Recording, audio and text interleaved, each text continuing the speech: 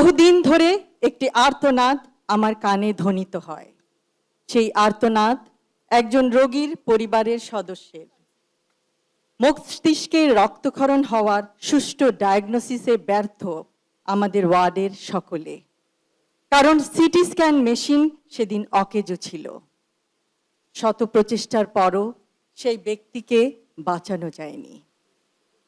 Third year, fourth year, fifth ইয়ারে, পরবর্তীতে ইন্টার্নশিপের সময় ঢাকা মেডিকেল কলেজ হাসপাতালে অনেক সময় দেখেছি, উপলব্ধি করেছি সেই অসহায়ত্ব। পেডিয়াট্রিক ওয়ার্ডে রোটেশনের সময় 2 চোখ অন্ধ ছোট্ট শিশু, টেট্রালজি অফ ফ্যালটের রোগী, সে কেমন করে যেন বুঝতে পারত আমি তার সামনে দাঁড়িয়ে আছি। তাকেও হারাই অপারেশনের টেবিলে।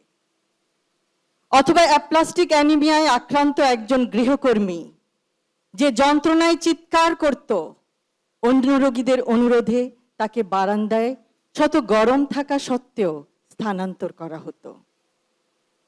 গাইনোকোলজি অ্যান্ড অবস্টেট্রিক রোটেশনের সময় সেই দিনের কথা প্রায় মনে পড়ে, যখন আল্ট্রাসনোগ্রামে 8ম কন্যা শিশু হবে জানায় স্ত্রীকে একাকী ওয়ার্ডে রেখে যায় জীবনের বোঝায় মুহ্যমান রিক্সা চালক স্বামী। তার অসহায়ত্ব হয়তো বোঝা যায়। শিশুটি জন্ম নেওয়ার পর দেখা যায় সেটি পুত্র সন্তান, কিন্তু শ্বাস নিতে দেরি। নিয়ে গেলাম পেডিয়াট্রিক ওয়ার্ডে, ইনকিউবেটরে। শিশুটি বাঁচে এবং পরবর্তীতে গোটা পরিবারের একসাথে হওয়ায় স্বস্তি পাই। বর্তমানে নিশ্চয়ই পরিস্থিতির উন্নতি হয়েছে। চাকুরি থেকে বরখাস্তের পর আর কখনো ঢাকা মেডিকেল কলেজ হাসপাতালে আসা হয়নি, কিন্তু আমরা চাই ঢাকা মেডিকেল কলেজ হাসপাতাল হোক একটি centre of excellence and compassion for patients in Bangladesh. একটি আশ্বস্ত করার বাক্য একটি ওষুধের মতো কাজ করে। চিকিৎসা বিজ্ঞানের ভিত্তি জ্ঞান হলেও চিকিৎসা পেশার প্রকৃত ভিত্তি মানবিকতা। চিকিৎসা বিজ্ঞানের অগ্রযাত্রা যতই প্রযুক্তি নির্ভর হোক না কেন, তার কেন্দ্রবিন্দুতে সবসময় মানুষই থাকবে। আগামী 20 বা 25 বছর পরে আমরা ঢাকা মেডিকেল কলেজকে দক্ষিণ এশিয়ার অন্যতম শ্রেষ্ঠ চিকিৎসা শিক্ষা, গবেষণা ও উদ্ভাবনের কেন্দ্র হিসেবে দেখতে চাই।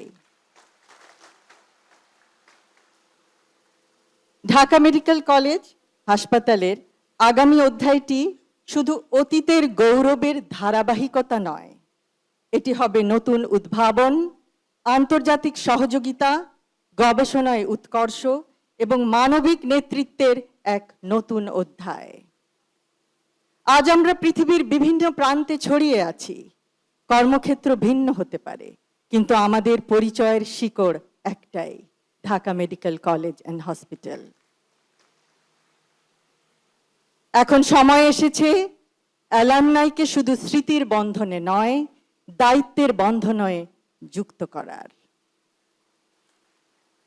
একটি প্রতিষ্ঠানের প্রকৃত শক্তি তার অবকাঠামোতে নয়, তার মানুষের মধ্যে।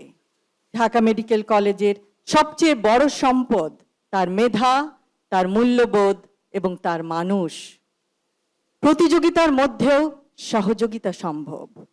চিকিৎসা বিজ্ঞানের প্রতিটি সাফল্যের কেন্দ্রবিন্দুতে থাকে একজন মানুষ, একটি পরিবার, একটি জীবন। পরিশেষে আজ 81তম ডিএমসি ডে 2026-এ অংশগ্রহণ করতে পেরে আমি অত্যন্ত আনন্দিত। Together we carry the legacy.